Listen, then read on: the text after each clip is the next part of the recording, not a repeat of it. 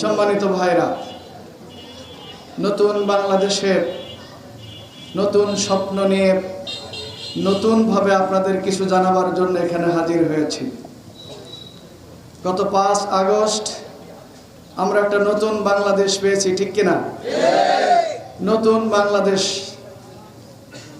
এই নতুন বাংলাদেশ প্রতিষ্ঠায়, নতুন বাংলাদেশ গড়ায় যারা জীবন দিয়েছেন, প্রায় 1500 ভাই বোন, শিশু, আবাল, বৃদ্ধ, বনিতা যারা শাহাদাত বরণ করেছেন, আমি তাদের রুহের মাগফিরাত কামনা করছি। যারা এই নতুন বাংলাদেশ গড়তে যে আহত হয়েছেন, গুলি খেয়েছেন, পঙ্গুত্ব বরণ করেছেন, এমন সবাইকেই আল্লাহ তাআলা দ্রুত সুস্থতা দান করুন, সেই দোয়া করছি। আপনারা যারা মাঠে যেতে পারেননি কিন্তু বাড়িতে বসে বসে দোয়া করেছিলেন, এই ধরনের একটি বাংলাদেশ প্রতিষ্ঠিত হোক, যেই বাংলাদেশে এদেশের মানুষের অধিকার প্রতিষ্ঠিত হবে, দুর্নীতি থাকবে না, মানুষ মুখ খুলে কথা বলতে পারবে, মানুষ তার অধিকার ফিরে পাবে, এমন একটি স্বপ্নের বাংলাদেশ গড়ার জন্য যারা ঘরে বসে বসে দোয়া করেছিলেন, আমি তাদের সবাইকে শুভেচ্ছা এবং অভিনন্দন জানাচ্ছি।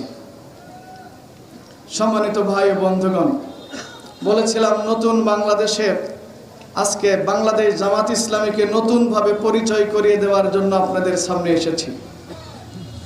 বিগত বাংলাদেশ অর্থাৎ বিগত 16 বছর বাংলাদেশ জামাত ইসলামীর পরিচয় ছিল জামাত ইসলামীর লোকজন সন্ত্রাসী, জামাত ইসলামী জঙ্গি, জামাত ইসলামী স্বাধীনতা বিরোধী, জামাত ইসলামী মৌলবাদী, জামাত ইসলামী পাকিস্তানের দালাল। কথা বলেন, এই জিনিসগুলো ছিল না? ছিল না? তাহলে আজকে জামাত ইসলামীর পরিচয় কি? সম্মানিত ভাইরা, তার আগে একটা ছোট্ট গল্প বলে নিতে চাই। আমি নিজেও এই জায়গায় সার্কাস, তারপরে কি যাত্রা, এই যে অনুষ্ঠান এখানে হয়েছে না? হয়েছে, আমি সাক্ষী। আমাদের স্কুল মাঠে হয়েছে। তো ওই মঞ্চে যখন নবাব সিরাজউদ্দৌলার পাঠ হয়, একজন তো ওই পাঠটা অনুশীলন করেন না? তো যিনি নবাব সিরাজউদ্দৌলার পাঠে অভিনয় করেন, তিনি যতক্ষণ মঞ্চে থাকেন ততক্ষণ তার নবাব সিরাজউদ্দৌলা বলেই মনে হয়, কিন্তু মঞ্চ থেকে নামার পরে এই মঞ্চে তিনি যে অভিনয়ে যে চিত্র থাকেন, মঞ্চ থেকে নামার পরে ওই লোকটার কি আসলে ওই চিত্রই থাকে? মঞ্চে আমরা যেভাবে দেখতে পাই, মঞ্চের নিচে নামার পরে কি ওইভাবে দেখি? তার মানে নাটকের অভিনয়ের জায়গায় একটা পরিচয় থাকে এক ধরনের, আর মঞ্চ থেকে নামলে মঞ্চের আড়ালে মানুষের আর একটা পরিচয়। আমি আপনাদেরকে বোঝাতে চাচ্ছি, 16টি বছর এই স্বৈরাচারী ফ্যাসিস্ট সরকার বাংলাদেশ জামাত ইসলামীকে নিয়ে যে নাটক মঞ্চস্থ করেছে, সেখানে আমাদের পরিচয় তুলে ধরা হয়েছে আমরা জঙ্গি, আমরা সন্ত্রাসী, আমরা মৌলবাদী, আমরা ধর্মান্ধ, আমরা পাকিস্তানের দালাল। কিন্তু নাটকের মঞ্চেও যখন তছনছ হয়ে গিয়েছে, আরেকটি নতুন বাংলাদেশ আমরা পেয়েছি, নতুন করে নতুন চোখে যখন আমরা দেখা শুরু করেছি, নতুন হৃদয় দিয়ে যখন উপলব্ধি করা শিখেছি, তখন বাংলাদেশ জামাত ইসলামীর পরিচয় হলো এই বাংলাদেশ জামাত ইসলামীর প্রতিটি নেতা কর্মী দেশপ্রেমিক, দেশের মানুষকে ভালোবাসে। এরা কোনো অন্যায় করতে পারে না, এরা কোনো দুর্নীতি করতে পারে না, এরা দুর্নীতিকে প্রশ্রয় দেয় না, ঠিক না বেঠিক? এদেশের মানুষ ইতিমধ্যেই বলতে শিখেছে, আগামী দিনে যদি এদেশে কিছু করতে হয়, এদেশের মানুষের ভাগ্যের পরিবর্তন করতে হয়, তাহলে বাংলাদেশ জামাত ইসলামী ছাড়া আর কারো দ্বারা সম্ভব না।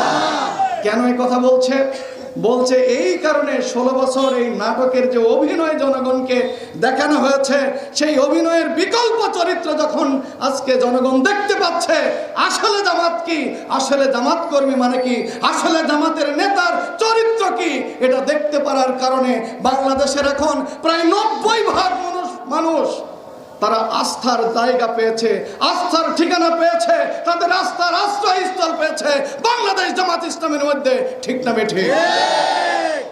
সম্মানিত ভাইরা, তাই জামাত ইসলামীর পরিচয়, জামাত ইসলামী দেশপ্রেমিক, জামাত ইসলামী সন্ত্রাসী নয়, জামাত ইসলামী জঙ্গি নয়, জামাত ইসলামী অন্যায় করে মিথ্যা মামলা দিয়ে জঙ্গি সাজানোর চেষ্টা করা হয়েছিল, ঠিক কিনা? বাংলাদেশ জামাত ইসলামীর আমির ডাক্তার শফিকুর রহমান মানবতার ফেরিওয়ালা। এই মানুষটিকে যতবার দেখি, যতবার তার সান্নিধ্যে দেওয়ার সুযোগ হয়েছে, ততবারই মনে হয়েছে নতুন নতুন তিনি ক্যারিজম্যাটিক লিডার হিসাবে জাতির সামনে আবির্ভূত হচ্ছেন, ঠিক না বেঠিক? তার প্রতিটি কথা আজকে গুণ যোগ বিয়োগ করা লাগতেছে, তার প্রতিটি কথা দেশের মানুষকে আশ্বস্ত করে চলছে, তার প্রতিটি কথা জনগণের মাঝে আশার সঞ্চার করছে, ঠিক না বেঠিক? আপনাদেরকে প্রশ্ন রাখতে চাই, এই কয়েকদিন আগে একটা বিশাল বন্যা হয়ে গেল। আপনারা বুকে হাত দিয়ে বলুন, বাংলাদেশের কোন লিডার ওই বন্যার্ত মানুষের কাছে যে বুক, বানভাসী মানুষের পাশে যে বুক সমান পানিতে নেমে ত্রাণ নিয়ে হাজির হয়েছিল? বাংলাদেশের কোন লিডারের নাম বলতে পারবেন আপনারা? কথা বলুন, পারবেন? একজন লিডার, ডাক্তার শফিকুর রহমান, ঠিক না বেঠিক? তিনি মানুষের কাছে গিয়েছেন আর কি বলেছেন জানেন? তিনি বলেছেন, আপনারা আমাদের ভাই, আপনারা আমাদের বোন, আমি ভাই হিসাবে ভাইদের বাড়িতে এসেছি, তাদের বিপদে খোঁজ খবর নেওয়ার জন্য এসেছি, আমি আপনাদেরকে ত্রাণ দিতে আসি নাই। ভাই ভাইয়ের বাড়িতে, বোনের বাড়িতে এসেছে, আসার সময় একটু হাদিয়া নিয়ে এসেছে, এটুকু গ্রহণ করুন। সংবাদকর্মী ভাইদের বলা হয়েছে, দয়া করে ছবিটা তুলবেন না, গোটা পৃথিবী দেখবে যে কে নিচ্ছে আর কে দিচ্ছে। এই দৃশ্য আমরা গোটা পৃথিবীকে দেখাতে চাই না। আর কোন একজন নেতা পাবেন কাঙালি ভোজের এক প্লেট খিচুড়ি ভাত, আমরা ছবি দেখেছি, কে যে নিচ্ছে আর কে যে দিচ্ছে বোঝার উপায় নাই। এক প্লেট খিচুড়ি 70